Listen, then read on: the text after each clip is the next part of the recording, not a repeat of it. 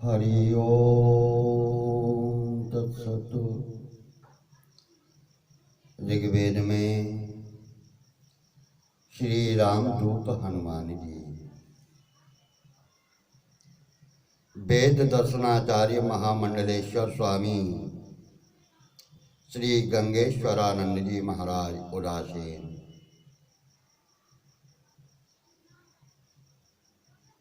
के वचनों में शिवम सात्तन ताम रामो यस्य दूतम महाबलम स्तौति वायुष्टम वीरमग्नि मित्यादिका श्रुति। अग्निम इत्यादि श्रुति जिनके महाबली दूत वीरवर पवन कुमार श्री हनुमान जी की स्तुति करती हैं, वे श्री राम मंगल का विस्तार करें। भगवत प्राप्ति के साधनभूत ज्ञान कर्मादि में यद्यपि श्री भगवत भक्ति की श्रेष्ठता सुस्पष्ट प्रतिपादित होती है, किंतु भगवत भक्तों की भक्ति की महिमा का स्थान सुनिश्चित रूप से सर्वोपरि है। स्वयं भगवान का कथन है, मद भक्ता नाम च ये भक्तास्ते मे भक्तमामता। लघु भागवतामृत। लोक में भी पुत्र के सम्मान से पिता का सुप्रसन्न होना सर्वानुभूत है।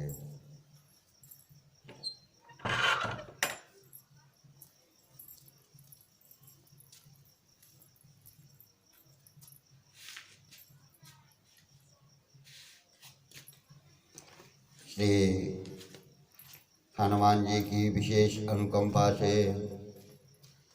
मंत्रों की बात तो एक और रही, पूरे सूक्त के सूक्त ही श्री हनुमत चरित्र के प्रतिपादक प्रतिभाषित हो रहे हैं। यहाँ यथामति अनुवैदिक सूक्तों तथा अंतर्गत मंत्रों का अभिप्राय देने का प्रयास किया जा रहा है। अग्निदूतम वृणीमहे होतारम विश्व वेद सम अस्य यज्ञस्य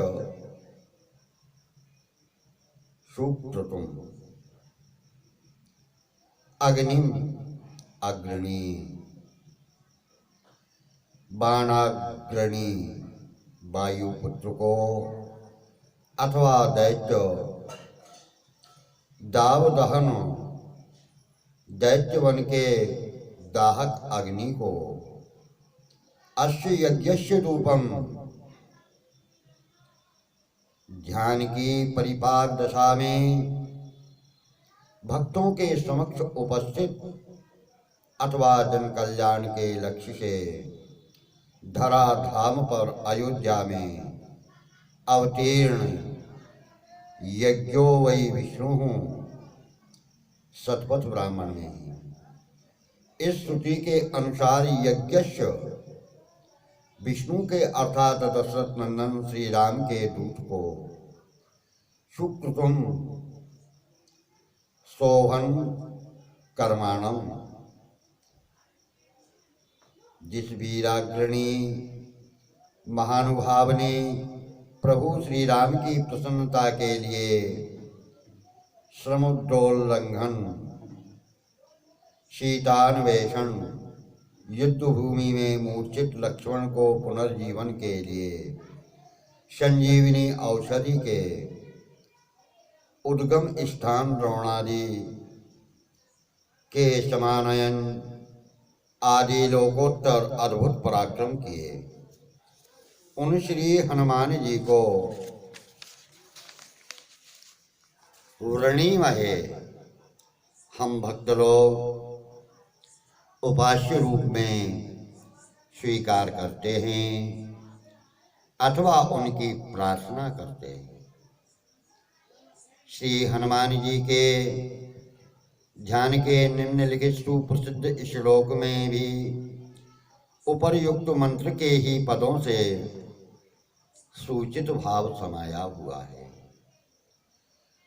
मनोजिवं मारुततुल्य वेगं जितेन्द्रियं बुद्धिमतां वरिष्ठं वातात्मजं वानरयूथ मुख्यं श्रीरामदूतं शरणं प्रपद्ये। मैं मन के समान शीघ्र गति युक्त एवं वायु के समान प्रबल वेग भूषित इंद्रिय विजयी ब्रह्मचारी बुद्धिमानों में श्रेष्ठ वायुपुत्र वानर समूह के अग्रणी श्री रामदूत भगवान हनुमान की शरण को प्राप्त होता हूँ। उनकी शरण में शरणम प्रपद्ये के स्थान पर कहीं कहीं शीर्षा नमामि का पाठ भी है। उसका अर्थ मैं उनके चरणों में नतमस्तक हूँ, मस्तक टेक कर प्रणाम करता हूँ। भगवान महावीर के इष्टावक भक्त ने क्या ही सुंदर शब्दों में उपर्युक्त मंत्र में सूचित भावों का इस पद्य में मनोहारी अनुवाद किया है। कतिपय शब्द तो यथावत ही प्रयुक्त किए गए हैं, जिनमें अग्नि शब्द विशेष विवेचनीय हैं।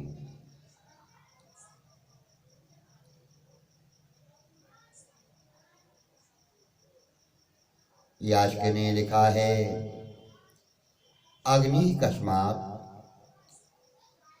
अग्रणी भवति, अर्थात अग्रणी शब्द का अर्थ है अग्रगामी, मुख्य मुखिया। उसी के अनुसार स्वयूत वानर जाति के प्रधानतम नेता के लिए वानर यूथ मुख्यम विशेषण प्रयुक्त हुआ है। वायोरग्नि ही इस श्रुति के प्रमाण से अग्नि शब्द का अर्थ वायुपुत्र है। श्री हनुमान जी की वायुपुत्रता रामायण, महाभारत, पुराण आदि में स्पष्ट वर्णित है। इसी अभिप्राय से वातात्मज विशेषण उनके लिए सर्वथा न्याय एवं तर्क संगत है। स्तोता की यह निसीम कुशलता ही है कि उसने अश्य यज्ञस्य दूतम इन तीन शब्दों का अभिप्राय एक ही रामदूत शब्द से व्यक्त कर दिया है। विश्ववेदसम का अर्थ है सर्वज्ञ समस्त विद्यानिधि, वेद विदुत्तम। दूसरे शब्दों में विद्वानों ने सर्वश्रेष्ठ उनके ध्यान में प्रयुक्त लौकिक श्लोक की बुद्धिमताम वरिष्ठम विशेषण में इसी विश्ववेदसम का भाव सन्निहित है। और श्री रामदूत पवन पुत्र का हनुमान नाम क्यों पड़ा और उसके क्या व्युत्पत्ति है, यह शब्द या तत्सदृश शब्दांतर वेद में प्रयुक्त है या नहीं, इन्हीं बातों पर यहाँ विचार करना है। चिवुक ठुड्डी वाचक हनु शब्द से मतु प्रत्यय होने पर हनुमान शब्द बना है। मतु प्रत्यय से प्रकृति के अर्थ की अतिशय विशिष्टता या विलक्षणता सूचित होती है। अतिशय ने मतु, इस प्रकार हनुमान शब्द का अर्थ होगा विलक्षण, चिबुक से युक्त। इस घटना का संकेत निम्न निर्दिष्ट मंत्र से है।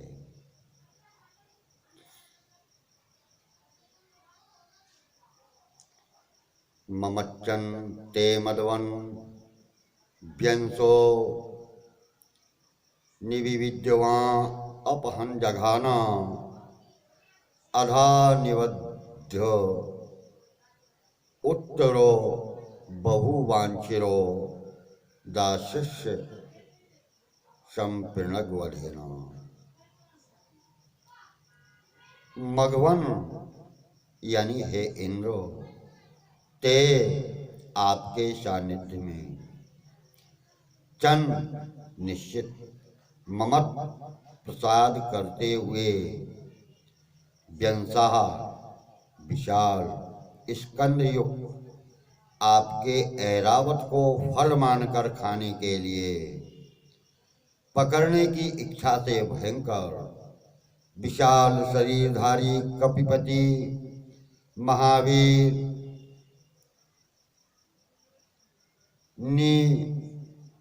विविद्वान आपको लगातार सताने लगे।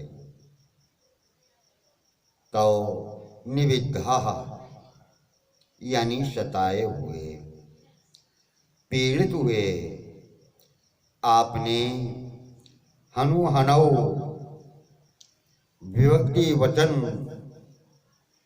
योर व्यत्यया चिबुक ठुड्डी में अपगमन के लिए, उसे हटाने के लिए वधेन वज्र से जघाना प्रहार किया।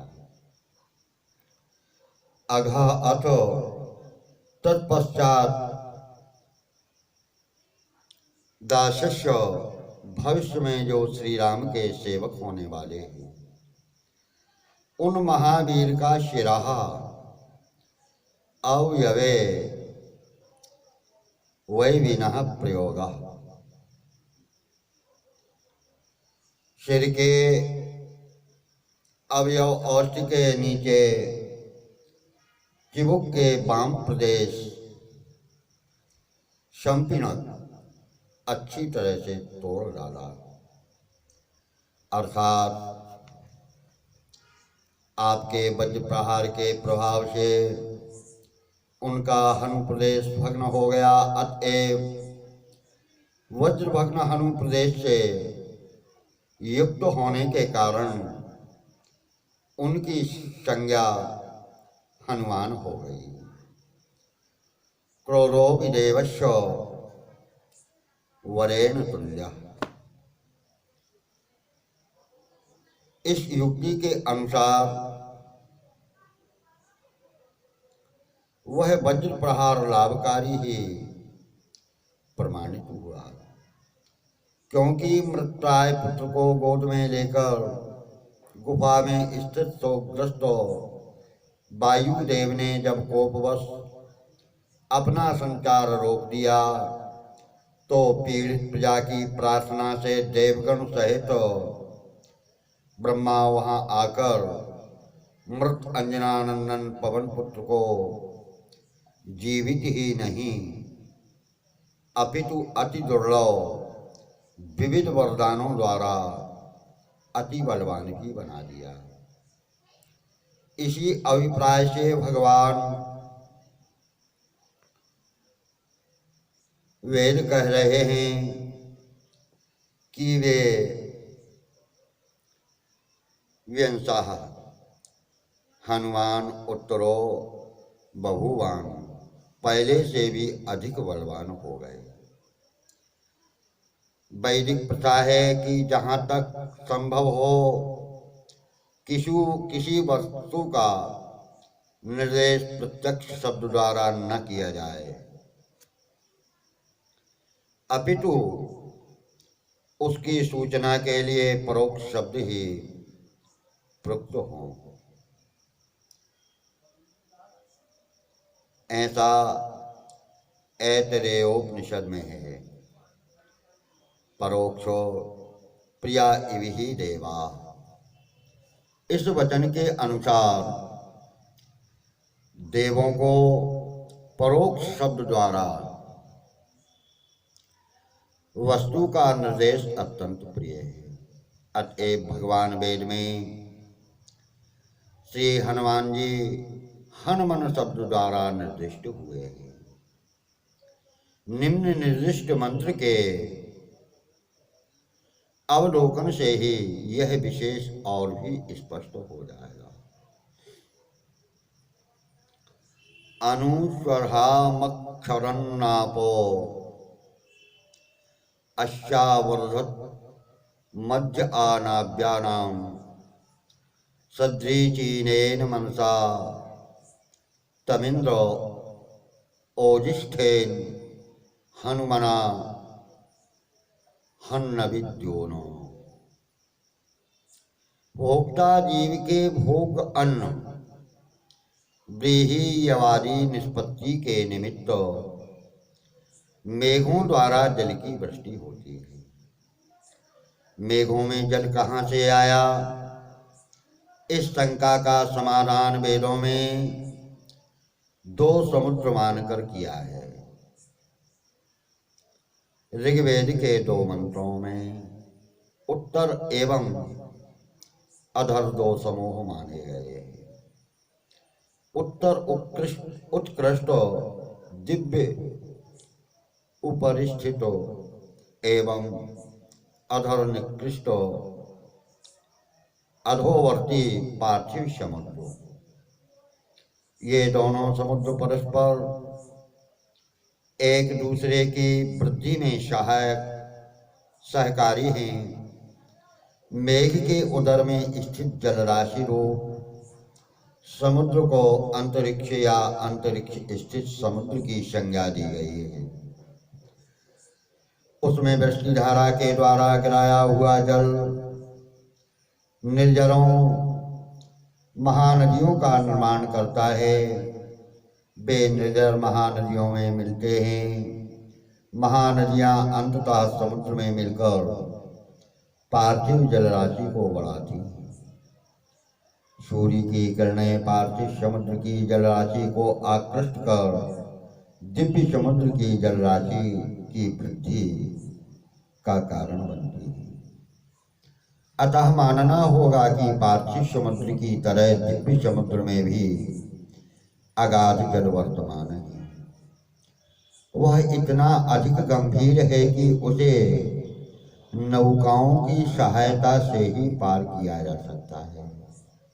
नाभि पद का प्रयोग गंभीरता को सूचित कर रहा है। उस अंतरिक्ष में स्थित गंभीर जलराशि समुद्र के मध्य वर्तमान श्री हनुमान अभिप्लब्ध हुए। उन्होंने विशालाकृति धारण कर ली। निष्कर्ष यह कि वह अंतरिक्ष स्थित गंभीर जलराशि भी श्री हनुमान जी को डुबोने में असमर्थ रही। तात्पर्य है कि जलराशि में रहने पर भी साधारण प्राणियों की तरह वे डूब कर मरे नहीं, अपितु उसमें विशालाकृति धारण कर सहर्ष विचरण करते रहे और यह प्रयास करने लगे कि इंद्र ने ऐरावत को पकड़कर ऐरावत को पकड़कर वह क्षण किया जाए। इंद्र ने जो उन्हें भगाने का प्रयास किया तो वे भागने के स्थान पर उल्टे लगातार इंद्र को सताने लगे। अंत में चिढ़कर क्रुद्ध इंद्र ने अवसर पाते ही उन पर वज्र का प्रहार कर दिया। श्री हनुमान जी मन के समान शीघ्र गति से इंद्र के साथ साथ चलते रहे। उनकी चेष्टा यही रही कि किसी तरह इंद्र के वाहन ऐरावत को भोज्य बनाया जाए। अतः हनुमान से पीड़ित होने के कारण उन्हें विवश होकर उन पर वज्र प्रहार करना पड़ा। ज्ञातव्य है कि वेद में महिम्ना की जगह वर्ण विलोप से निष्पन्न महान शब्द प्रयुक्त हुआ है। ठीक उसी तरह हनुमता इस तृतीयार्थ पद के स्थान में हनुमना पद का प्रयोग हुआ है।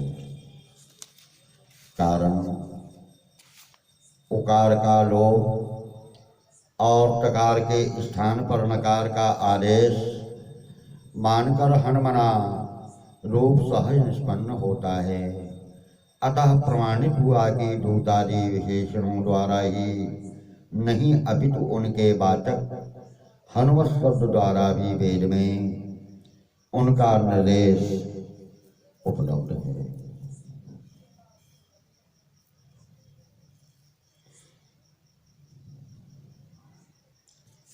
वेद में दूत शब्द विभक्ति भेद से 90 बार हन शब्द, 4 बार हनुमना शब्द जो तृतीयांत हनुमता शब्द का रूपांतर है 5 बार प्रयुक्त हुआ है। प्रत्येक प्रयत्न करने पर न्यूनातिन्यून 59 मंत्रों की हनुमत परक व्याख्या शक्य है। विस्तार है से यहाँ नहीं दी जा रही है। मनीषीगण स्वमनीषा से उसे अवगत कर लेंगे। मीमांसकों ने परामर्श एवं उपसंहार को अनुप्रमाणरोधी माना है। अर्थात आरंभ में जिस विषय का निर्देश हो उसी विषय का प्रतिपादक मध्यवर्ती या अंतिम संदर्भ मानना होगा। मध्यवर्ती संदर्भ का नामांतर ही परामर्श है। इसी को उपक्रम परामर्शोपसंहार न्याय कहते हैं। इसी न्याय के अनुसार मध्यवर्ती द्वितीयादि मंडलों के मंत्र तथा अंत के दशम मंडल के मंत्र प्रथम मंडल निर्दिष्ट विषय के ही निरूपक होंगे। अतः प्रथम मंडल के प्रारंभ के मंत्र का व्याख्यान विशेष अनुपयुक्त न होगा। इस प्रसंग में अग्नि आदि पदों पर विशेष ध्यान देना आवश्यक है। चंद्रभाष में ऋग्वेद के प्रथम मंत्र में अग्नि शब्द का अर्थ वायु पुत्र मानकर हनुमान को ही मंत्र प्रतिपाद्य स्वीकार किया गया है। प्रथम मंत्र में पुरोहितम और यज्ञस्य पदों का अर्थ यह है कि सुग्रीव ने श्री राम के समीप मैत्री के लिए पहले जिसे भेजा उसी का स्पष्टीकरण दूतम पद द्वारा किया गया है। पुरोहित शब्द का दूसरा अर्थ यह भी है कि युद्धारंभ से पहले सीता की खोज के लिए जिन्हें भेजा गया वह पुरोहित है। कुछ भी अर्थ करें, पुरोहित शब्द दूत का समानार्थक है। दोनों स्थलों में पृक्त होतारम शब्द का अर्थ है युद्ध के लिए राक्षस वृंदों को आह्वान करने वाला।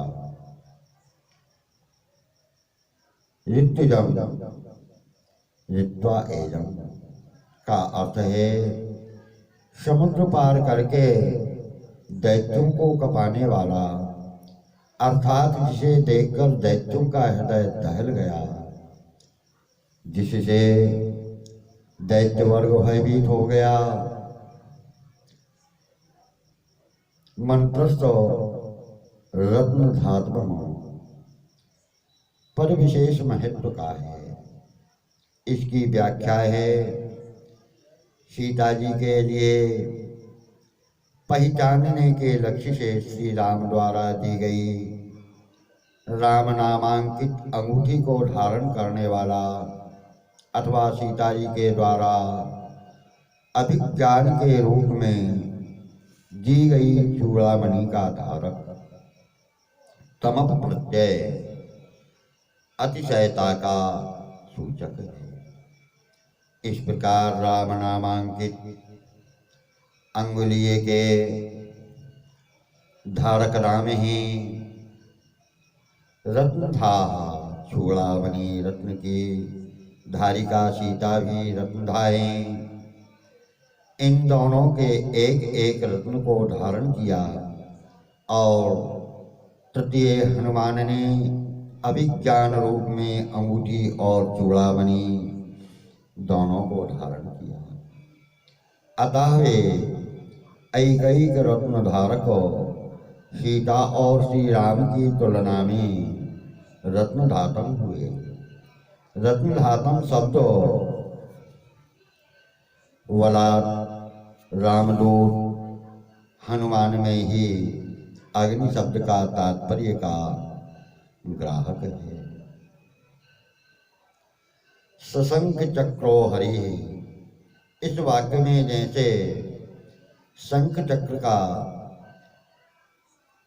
साहित्य हरि शब्द के विष्णु रूप अर्थ में तात्पर्य का ग्राहक है, उसी तरह रत्न धात्म शब्द के प्रयोग से प्रथम मंत्र के अनेक अर्थ होने पर भी अग्नि शब्द का वायुपुत्र हनुमान में ही तात्पर्य है, अन्यत्र नहीं है।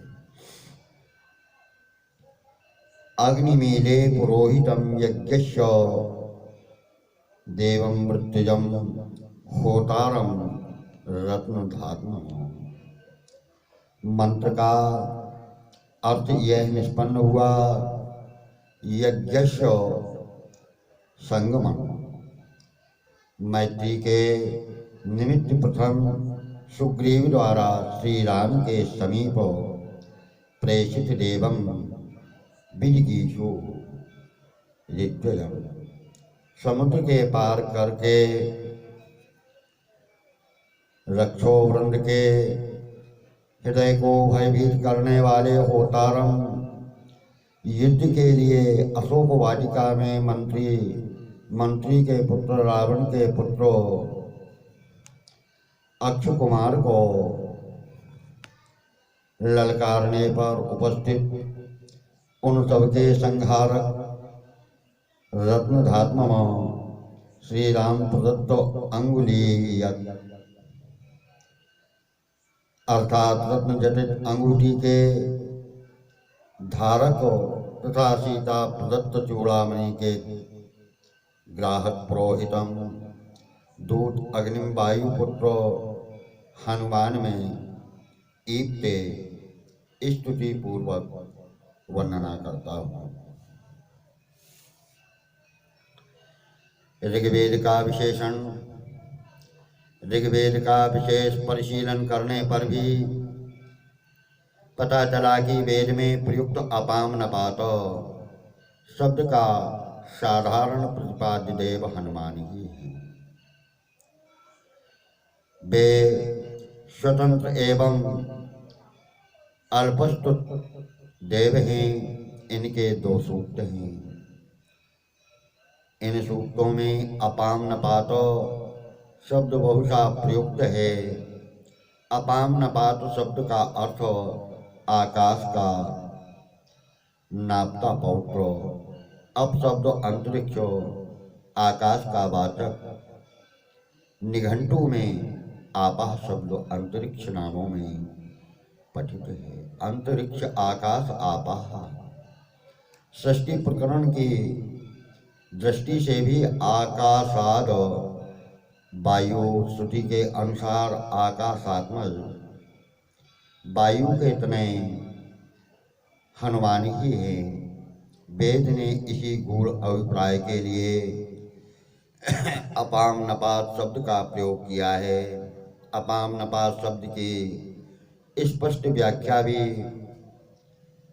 उसी सूक्त के 11वें 14वें मंत्रों में क्रमशः नप्तुरपो आपो नप्ते इन शब्दों द्वारा की गई है।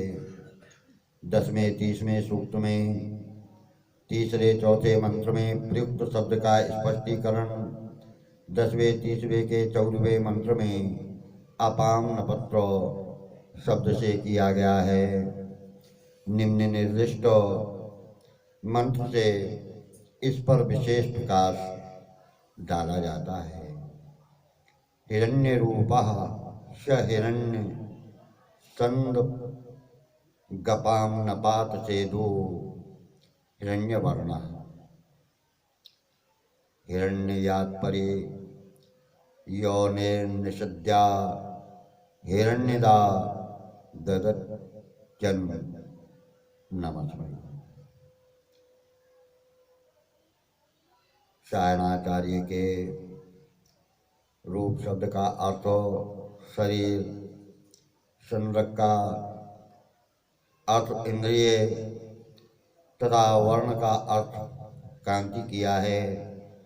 अतः सा वह हिरण्यमय शरीर युक्त तथा हिरण्यमय इंद्रियों के संग लंघित है। सेदु साधन इतदन ओ सच्चे तो ही वह स्वर्ण के समान कांति से शोभित है। जो अपाम नपात देव है वह स्वर्ण में स्थान तेजो में सूर्यमंडल से परि उपरि, दूसरे शब्दों में स्वर्ण में सूर्यमंडल के ऊपर निषज्जो स्थित आसीन होकर राजते शोभित हो रहा है। हिरण्यदास स्वर्ण के दाता सम्यक भक्तो अस्मयी इस अपाम नपात देव हनुमान के लिए अन्नम अन्नोपलक्षित मधुर मोदकारी पदार्थ ददाती देते हैं। तात्पर्य उन्हें मोदकारी का भोग लगाते हैं। इस मंत्र का भाव है में शैलावदेह शब्द से गोस्वामी तुलसीदास जी ने अभिव्यक्त किया है। धन्य है श्री गोस्वामी तुलसीदास जी जिन्होंने वेद मंत्रों का गहन अध्ययन किया और सूक्ष्म गवेषणा से अवगत भगवान हनुमान के स्वरूप से संबंध विशेषणों का ललित पदावली द्वारा उपर्युक्त शब्द में उपन्यास किया। ज्ञान देवता भगवान हनुमान की ही कृपा से मुझे उनके स्वरूप के प्रतिपादक कतिपय वेद मंत्रों प्रतिभाषित हुए। वेदार्थ भाषक यास्क मुनि निरुद्ध में ऋग्वेद की ऋचा की व्याख्या में बलपूर्वक लिख रहे हैं। कमन्यम मध्यम देवम बक्षतो। इस मंत्र में मध्यम देव के अतिरिक्त और किस देव का मंत्र दृष्टा ऋषि वर्णन करेगा। अर्थात ऋग्वेद के सभी मंत्रों में मरुदुभिर्लग्न आगहि बाकी से मध्यम देव अर्थात मध्यम स्थान वायु संबंध देव का ही उल्लेख मानना होगा। निरुक्त का सिद्धांत है कि मुख्य देव तीन हैं, अन्य देव उनके विभूषित परिवार अथवा उन्हीं के संकल्प प्रचुर विशेष रूप हैं। अतः इस सूक्त में मध्यम स्थान वायुदेव के संकल्प प्रचोद वायुपुत्र हनुमान ही अग्नि शब्द से प्रतिपाद्य हैं। अन्यत्र अग्नि शब्द का कपिराज हनुमान अर्थ करने में किसी को आशंका करने का कदाचित अवसर कदाचित अवसर है, किंतु ऋग्वेद के सूक्त में मरुद्भिरग्नि आ गई। इस नवदा प्रयुक्त मंत्र के अंतिम वाक्य में प्रयुक्त अग्नि शब्द का अर्थ मध्यम स्थान वायु से संबद्ध वायु पुत्र हनुमान ही प्रकरणानुसार गृहीत होगा। अतएव निघंटु में अग्नि शब्द प्रयुक्त हुआ है। पार्थिव अग्निवाचक अग्नि शब्द पहले ही निर्दिष्ट है, अतः यहाँ पार्थिव अग्नि के ग्रहण की आशंका शक्य नहीं। वेदमन प्रमाणाढ्यो लेकोऽयं हनुमत्परा तत्प्रसाद सुमद्भूता शमेषां तनुतां मुदम्। अयोध्या श्री राघवेंद्र सरकार की जय। श्री हनुमान जी महाराज की जय। हरि ओम तत्सत।